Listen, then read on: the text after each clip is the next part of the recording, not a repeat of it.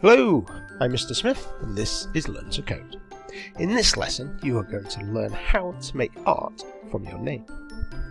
So, you know all those special characters on your keyboard? The /, the asterisk, the curly braces and so on. Well, it turns out, used in the right way, you can create art with them. Here's an example.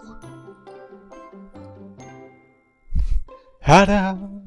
And there's my name in 3D. So, how does this work? Well, let's have a look at the code. Here, now I'm just going to make this full width because it'll make a little bit more sense. So we already know our standard print function, which is print, parenthesis, speech mark, text string, speech mark, parenthesis.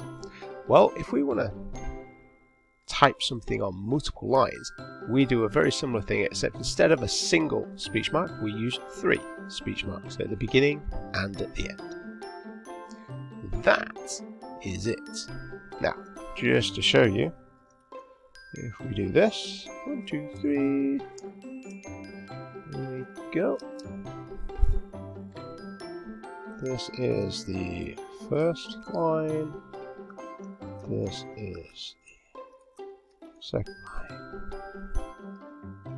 and this is the third line. There you go, let's run that. And it all begins to make sense. There we go. Okay, so multi-line print statements.